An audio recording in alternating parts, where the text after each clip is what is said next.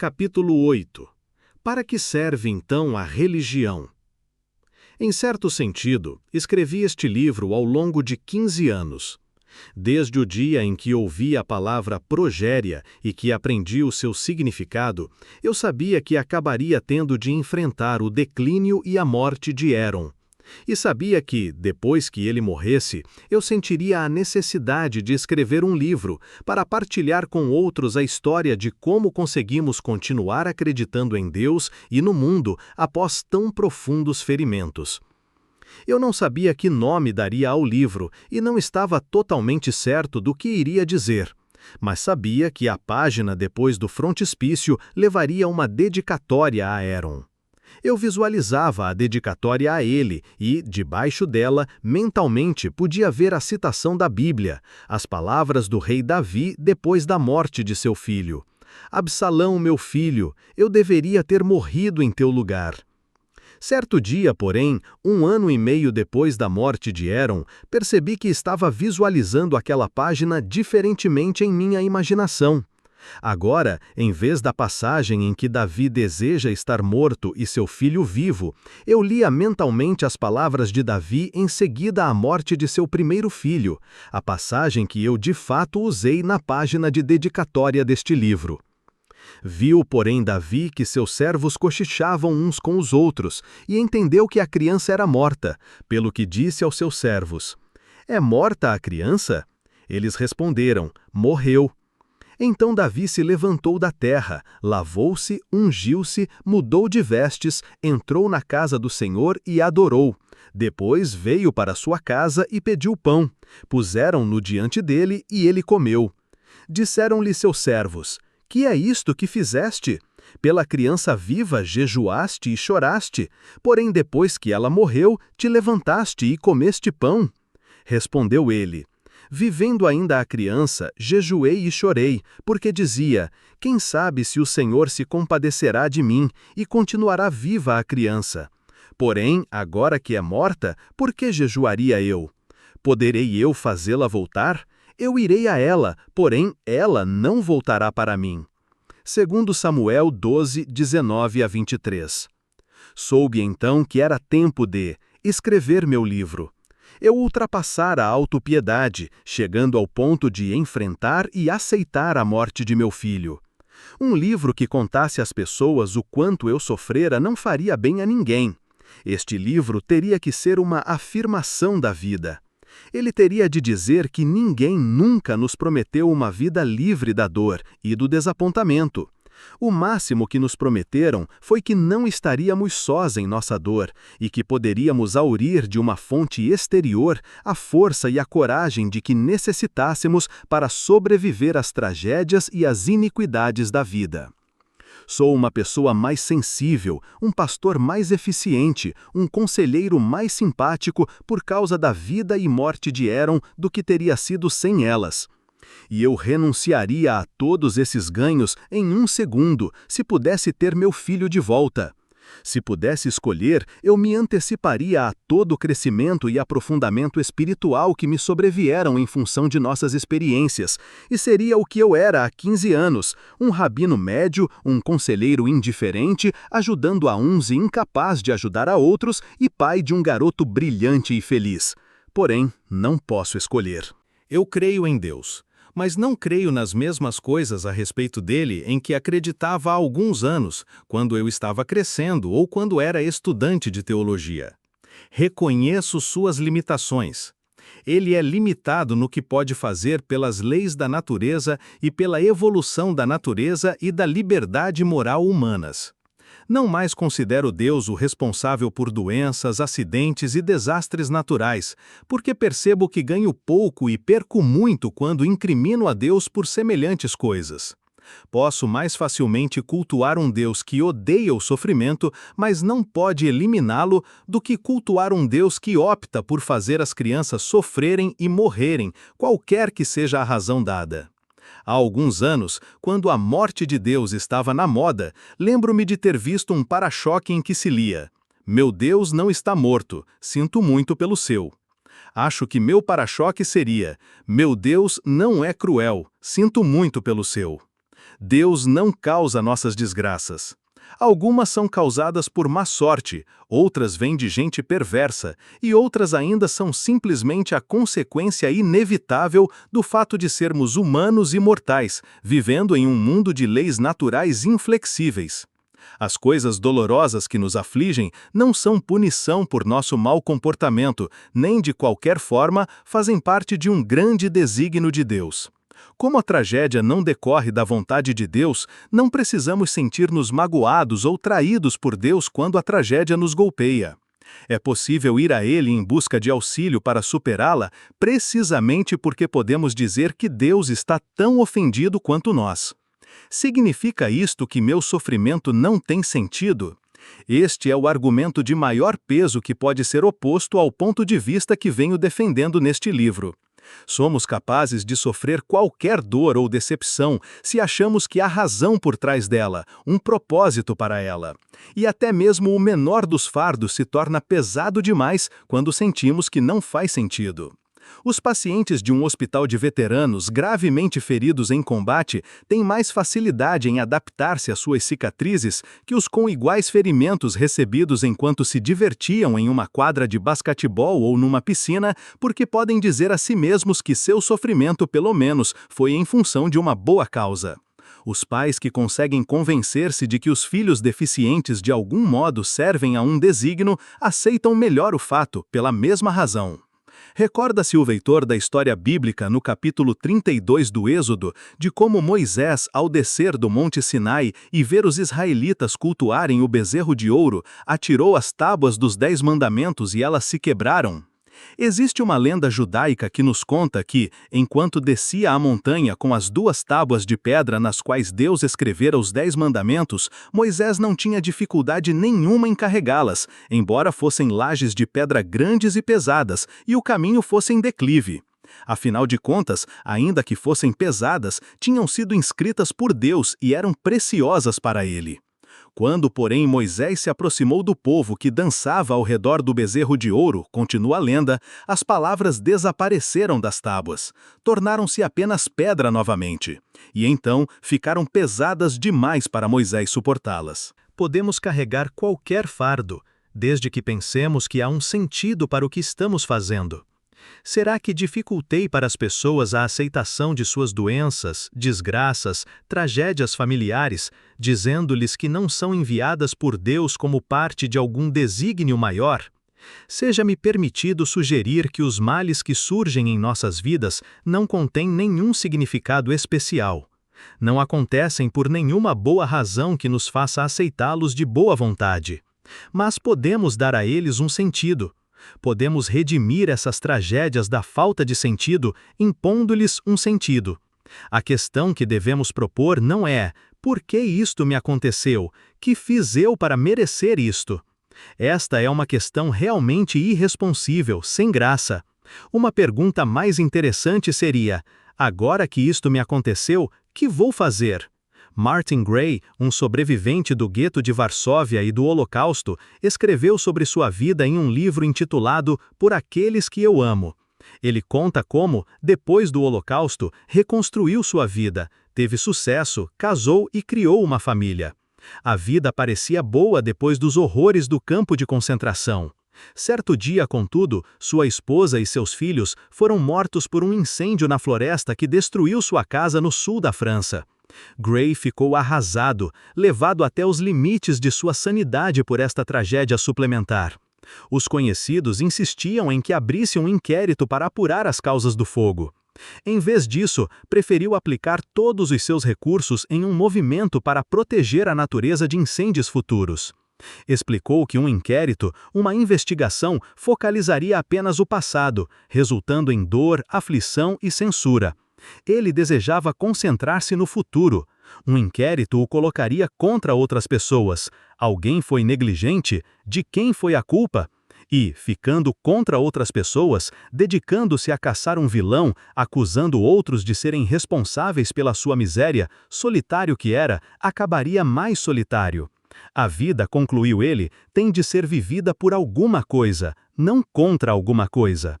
Também nós precisamos superar as perguntas que se concentram no passado e na dor.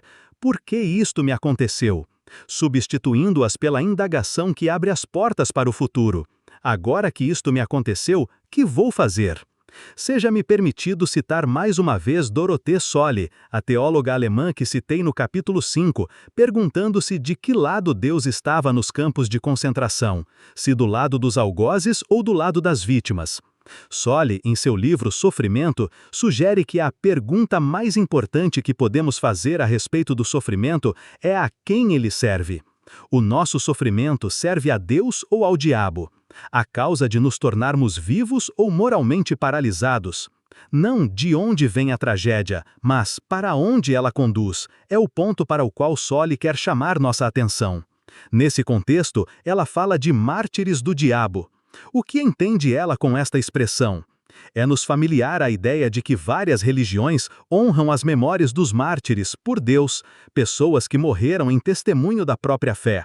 Relembrando essa fé frente à morte, nossa própria fé é robustecida. Tais pessoas são os mártires de Deus. Mas também as forças do desespero e da descrença têm seus mártires. Pessoas cuja morte enfraquece a fé de outras pessoas em Deus e no seu mundo.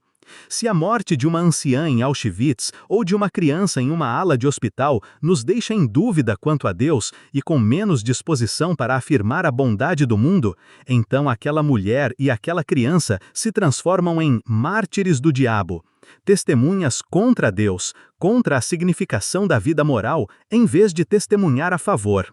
Contudo, e este é o ponto importante de Solé, não são as circunstâncias de sua morte que os tornam testemunhas a favor ou contra Deus. É nossa reação à sua morte. Os fatos da vida e da morte são neutros. Nós, por nossas respostas, damos ao sofrimento um sentido positivo ou negativo.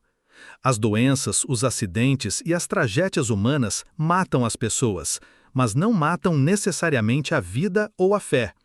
Se a morte e o sofrimento de alguém que amamos nos faz amargos, ciumentos contra toda a religião e incapazes de felicidade, nós transformamos a pessoa que morreu em mártir do diabo.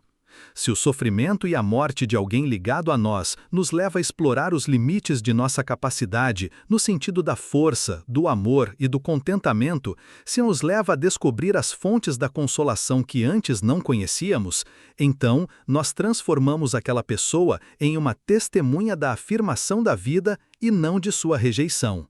Isto sugere, segundo Solé, que há uma coisa que podemos fazer ainda por aqueles que amamos e que perdemos. Não podemos conservá-los vivos. Talvez não possamos sequer, por pouco que seja, diminuir sua pena. Mas há algo importantíssimo que podemos fazer por eles depois de sua morte: fazê-los testemunhar por Deus e pela vida, em vez de, pelo nosso desespero e perda de fé, transformá-los em mártires do diabo. Os mortos dependem de nós para sua redenção e sua imortalidade. As palavras de Solé deixam claro como podemos agir positivamente face à tragédia. Que dizer, no entanto, do papel de Deus? Se Deus não causa as coisas ruins que acontecem às pessoas boas e se Ele não pode evitá-las, para que serve Ele então? Primeiro que tudo, Deus criou um mundo em que há muito mais coisas boas que coisas ruins. Nós achamos os desastres da vida desconcertantes, não apenas porque são dolorosos, mas também porque são excepcionais. A maioria das pessoas em geral se sentem bem dispostas. A maioria das doenças são curáveis. A maioria dos aviões decolam e aterrissam em segurança. A maior parte das vezes que enviamos nossas crianças para brincar, elas retornam para casa sãs e salvas. O acidente, o roubo, o tumor que não pode ser operado são exceções que despedaçam a vida, mas são exceções muito raras. Quando se é golpeado pela vida, é difícil ter isto em mente. Quando se está muito próximo de um objeto grande, tudo o que se pode ver é o objeto. Somente afastando-se dele é que se pode ver o que lhe está ao redor. Quando somos desnorteados por alguma tragédia, só podemos ver e sentir a tragédia. Apenas com o tempo e a distância, veremos a tragédia no contexto da vida inteira e do mundo inteiro. Na tradição judaica, a oração especial conhecida como Cádiz não é sobre a morte, mas sobre a vida, e ela louva a Deus por ter criado um mundo basicamente bom em que se pode viver. Recitando aquela oração, a pessoa de luto é lembrada de tudo o que é bom e digno de ser vivido. Existe uma diferença crucial entre negar a tragédia, insistindo que tudo acontece para o melhor, e em ver a tragédia no contexto da vida inteira, conservando os olhos e o espírito no que nos enriquece e não no que se perdeu. Que diferença faz Deus em nossas vidas se Ele nem mata nem cura? Deus inspira as pessoas a ajudarem outras que foram feridas pela vida e, ao ajudá-las, elas as protegem do perigo de se sentirem sós, abandonadas ou julgadas. Deus faz com que algumas pessoas queiram tornar-se médicos e enfermeiras, aplicando-se noite e dia, com um sacrifício e intensidade que nenhum dinheiro pode compensar, a tarefa de sustentar a vida e aliviar a dor. Deus faz as pessoas inclinarem-se às pesquisas médicas, focalizando sua inteligência e energia sobre as causas e as possíveis curas de algumas das tragédias da vida. Quando eu era criança, o início do verão era o tempo mais agradável da cidade de Nova York, mas era também uma época de apreensão para as famílias com crianças pequenas pelo receio de surtos de poliomielite. Seres humanos usaram a inteligência que Deus lhes deu e aquele temor foi eliminado. Através da história humana, ocorreram pestes e epidemias que varreram cidades inteiras. Os casais sabiam que tinham de ter de 6 a 8 filhos para que algum deles sobrevivesse até a idade adulta. A inteligência humana chegou a uma compreensão maior das leis naturais no que diz respeito ao sanitarismo, aos germes, à imunização, aos antibióticos, conseguindo eliminar muitas daquelas pragas. Deus, que não causa nem elimina as tragédias, ajuda inspirando as pessoas a ajudarem. Como um rabino assídico do século XIX certa vez observou, os seres humanos são a linguagem de Deus. Deus demonstra sua oposição ao câncer e aos defeitos de nascença, não eliminando-os ou fazendo-os acontecer apenas às pessoas más. Ele não pode fazer isto, mas convocando amigos e vizinhos para aliviar o fardo e reencher o vazio. Fomos apoiados na doença de Heron por pessoas que faziam questão de mostrar que se interessavam e compreendiam. O homem que fabricou uma raquete de tênis para Aaron proporcional ao seu tamanho, e a mulher que lhe deu um pequeno violino feito à mão, objeto tradicional da família. O amigo que lhe conseguiu uma bola de beisebol autografada pelos jogadores do Red Sox, e as crianças que relevavam sua aparência e limitações físicas para brincar com ele no pátio e que não o deixavam voltar para casa sem alguma lembrança especial. Pessoas como estas constituem a linguagem de Deus, sua maneira de dizer à nossa família que não estamos sós, que não somos rejeitados. Da mesma forma, eu acredito firmemente que Aaron serviu aos propósitos de Deus, não por ser doente ou ter uma aparência estranha, não havia qualquer razão para Deus querer semelhante coisa, mas por encarar com tanta bravura sua doença e os problemas causados por sua aparência. Sei que seus amigos e colegas de escola foram afetados por sua coragem e pela maneira como conseguia viver uma vida plena, não obstante suas limitações. E sei que as pessoas que conheciam nossa família sentiam-se impelidas a enfrentar os tempos difíceis de suas próprias vidas com mais esperança e coragem, inspirados em nosso exemplo. Considero tudo isto como apelos de Deus para mover as pessoas a se ajudarem mutuamente em suas necessidades.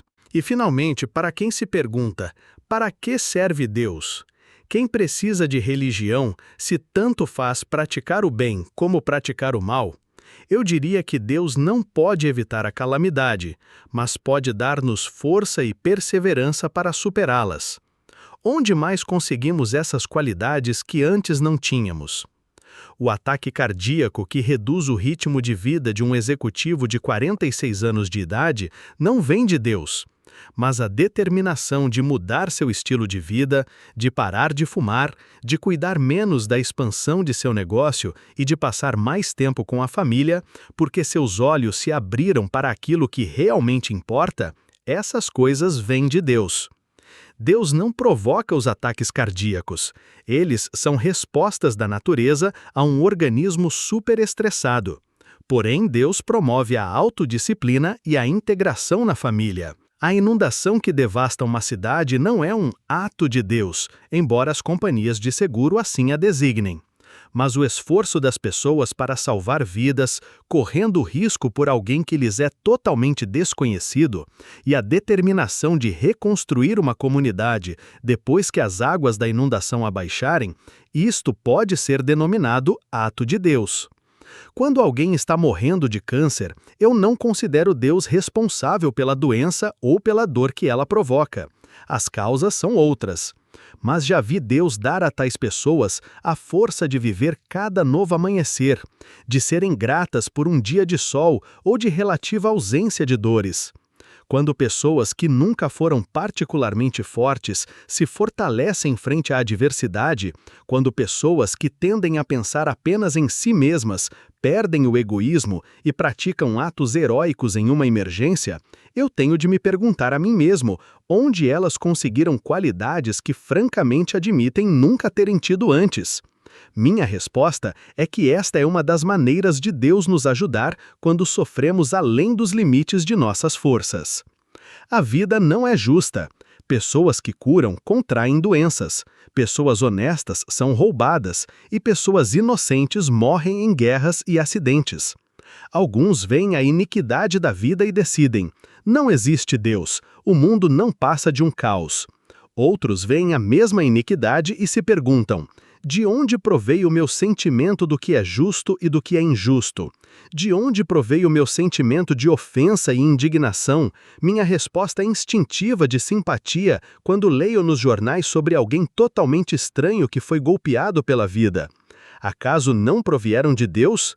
Acaso não depositou ele em mim um pouquinho de sua ira divina pela injustiça e pela opressão, como fez com os profetas da Bíblia? Não será meu sentimento de compaixão pelos aflitos simples reflexo da compaixão que ele sente quando vê o sofrimento de suas criaturas? Responder à iniquidade da vida com simpatia e com justa indignação, deixando a compaixão e a raiva de Deus fluir através de nós, talvez esteja aí a prova mais segura da realidade de Deus. Apenas a religião pode afirmar o sentimento de autovalorização do aflito. A ciência pode descrever o que aconteceu a alguém, apenas a religião pode chamá-lo de tragédia. Apenas a voz da religião, quando ela se libera da necessidade de defender e justificar Deus pelo que acontece, pode dizer ao aflito: você é bom e merece algo melhor. Deixe-me aproximar e ficar ao seu lado, para que você saiba que não está sozinho. Nenhum de nós pode esquivar-se do problema das coisas ruins que acontecem a pessoas boas. Cedo ou tarde, encontramo-nos a desempenhar um dos papéis da história de Jó, ou como a vítima da tragédia, ou como um membro de sua família, ou como um amigo e consolador. As questões nunca mudam, a busca por respostas satisfatórias continua. Em nossa geração, o inspirado poeta Archibald MacLeish nos dá uma versão da história de Jó em um cenário moderno. A primeira metade do seu drama poético, JB, reconta a conhecida história. JB, a figura de Jó, é um homem de negócios bem-sucedido, rodeado por uma família atraente e carinhosa. Um a um, porém, seus filhos morrem, seu negócio vai à falência, sua saúde é abalada. Finalmente, sua cidade inteira e a maior parte do mundo são destruídos em uma guerra nuclear. 3 amigos vêm confortar JB, exatamente como na história bíblica. E uma vez mais, suas palavras são mais autodefensivas que confortadoras. Na versão de MacLeish, o primeiro confortador é um marxista que garante a JB que nenhum de seus sofrimentos é culpa sua. Ele apenas teve a infelicidade de ser membro da classe econômica errada, em uma época errada. Ele era capitalista na época do declínio do capitalismo. Tivesse ele vivido a mesma vida em um outro século, não teria sido punido. Ele não está sofrendo por nenhum de seus próprios pecados. Ele apenas foi esmagado pelo rolo compressor da necessidade histórica. JB não é confortado por esta colocação. Ela trata sua tragédia pessoal muito levianamente, considerando-o apenas como um membro de uma determinada classe. O segundo confortador é um psiquiatra. JB não é culpado, assegura-lhe ele, porque a culpa não existe. Agora que penetramos no mais recôndito dos seres humanos, sabemos que não escolhemos. Apenas pensamos que escolhemos. Na verdade, simplesmente respondemos ao instinto. Não agimos, somos agidos. Portanto, não existe responsabilidade, não existe culpa. JB responde que semelhante solução, descrevendo-o como uma vítima passiva de seus instintos cegos, priva-o de sua humanidade. Prefiro sofrer cada indizível sofrimento que Deus me manda, sabendo que sou eu quem age, quem escolhe, a lavar as mãos, como me propõe, nesta aviltante inocência. O terceiro e último confortador é um pastor de almas. Quando JB lhe pergunta que pecado cometeu para estar sendo punido tão severamente, ele responde: seu pecado é simples, você nasceu homem. Qual é sua falta? O coração do homem é mau. O que você fez? A vontade do homem é má. JB é um pecador digno de punição não por qualquer coisa de específico que tenha feito, mas por ser homem.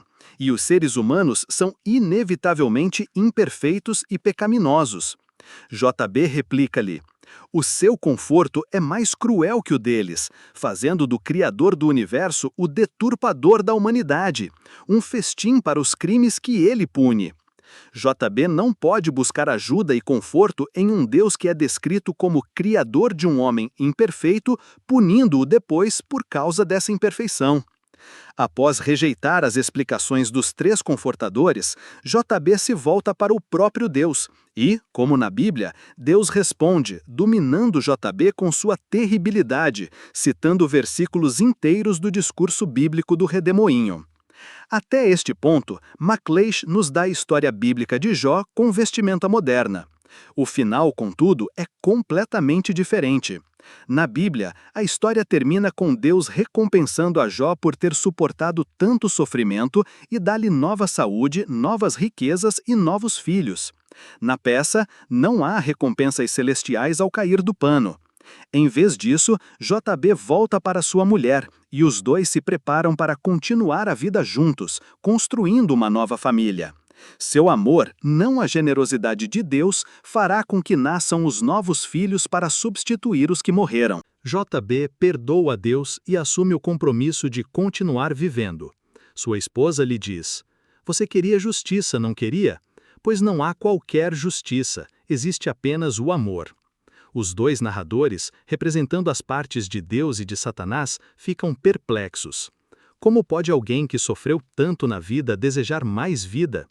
Quem é o herói, Deus ou ele? Deve Deus ser perdoado? Não será Deus? Jó era inocente, você deve lembrar. O Jó de MacLeish responde ao problema do sofrimento humano não com teologia ou psicologia, mas com a escolha de continuar a viver e a criar nova vida. Perdoa a Deus por não ter feito um universo mais justo e decide aceitá-lo como é. Para de procurar justiça e equidade no mundo, saindo em busca do amor. Nas últimas linhas da peça, a esposa de Jó diz: as velas nas igrejas se apagaram, as estrelas saíram do céu. Assopra a brasa do coração e nos veremos mais tarde. O mundo é um lugar frio e iníquo, onde tudo o que tinham de precioso foi destruído. Mas em vez de abrir mão deste mundo iníquo e da vida, em vez de buscar fora de si, nas igrejas ou na natureza, as respostas, eles voltam-se para suas capacidades de amar. Assopra a brasa do coração, por pequena que seja sua luz e seu calor, ela será capaz de nos dar alento e nos sustentar. Em Dimensões de Jó, editado por Nahum N. Glatzer, MacLeish escreveu um ensaio explicando o que quis dizer no final de sua peça sobre Jó. O homem depende de Deus em todas as coisas. Deus depende do homem em uma. Sem o amor do homem, Deus não existe como Deus, apenas como Criador. E o amor é a única coisa que nem sequer o próprio Deus pode comandar. É uma dádiva livre, ou nada significa. E ele é uma realidade maior, mais livre, quando oferecido não obstante o sofrimento, a injustiça e a morte. Não amamos a Deus porque ele é perfeito. Não o amamos porque ele nos protege contra o mal e evita que coisas ruins nos aconteçam. Não o amamos porque o tememos ou porque ele nos golpeia se lhe voltamos as costas. Nós o amamos porque ele é Deus, porque ele é o autor de toda a beleza e ordem que nos rodeia, a fonte da força, esperança e coragem que vem em nosso auxílio quando delas precisamos. Nós o amamos porque ele é a melhor parte de nós mesmos e do nosso mundo. É isto que significa amor. Amor não é a admiração da perfeição, mas a aceitação de uma pessoa imperfeita com todas as suas imperfeições, porque amá-la e aceitá-la nos torna melhores e mais fortes. Existe uma resposta à questão por que coisas ruins acontecem a pessoas boas? Depende do que se entende por resposta. Se entendemos há uma explicação que dê sentido a tudo isto, por que há câncer no mundo? Por que meu pai contraiu o câncer? Por que o avião caiu? Por que meu filho morreu? Provavelmente não há resposta satisfatória. Podemos oferecer explicações decoradas, mas ao cabo, após termos palmilhado todas as casas do tabuleiro e nos sentirmos orgulhosos de nossas habilidades mentais, a dor, a angústia e a sensação de injustiça permanecem intactas. Mas a palavra resposta pode significar reação, além de explicação. E neste sentido, talvez haja uma solução satisfatória para as tragédias de nossas vidas. A reação seria a atitude de Jó, na versão de Macleish da história bíblica: perdoar o mundo por não ser perfeito, perdoar a Deus por não ter feito um mundo melhor, abraçar as pessoas que estão ao nosso redor e continuar vivendo não obstante tudo. Na análise final, a indagação das razões pelas quais as coisas ruins acontecem a pessoas boas desdobra-se em perguntas bastante diferentes entre si, não mais se questionando aqui a causa do acontecimento, mas como reagir, o que fazer depois do que aconteceu. Você é capaz de perdoar e aceitar com amor um mundo que o decepcionou por não ser perfeito, um mundo em que existe tanta inequidade e crueldade, doença e crime, terremoto e acidente? Pode você perdoar-lhe as imperfeições e amá-lo por conter grande beleza e bondade e por ser o único mundo que nós temos? Você é capaz de perdoar e amar as pessoas que lhe estão ao redor, mesmo quando elas o ferem e derrubam por não ser perfeito? Acaso pode perdoá-las e amá-las simplesmente porque ninguém é perfeito e porque a penalidade por não ser capaz de amar pessoas imperfeitas é condenar-se à solidão? Você é capaz de perdoar e amar a Deus mesmo quando descobre que ele não é perfeito, mesmo quando o magoou e desapontou, permitindo a má sorte, a doença e a crueldade em seu mundo e permitindo que algumas dessas coisas o atingissem? Porventura, pode aprender a amá-lo e perdoá-lo, não obstante suas limitações, como Jó fez e como você certa vez aprendeu a perdoar e amar a seus pais, depois de perceber que eles não eram tão sábios, tão fortes e tão perfeitos como você precisava que eles fossem? E se você puder fazer tudo isto, poderá ainda reconhecer que a capacidade de perdoar e a capacidade de amar são as armas com que Deus nos dotou para viver com plenitude, coragem e sentido neste mundo menos que perfeito? Eu penso no que Aaron e sua vida me ensinaram e percebo quanto perdi e quanto ganhei.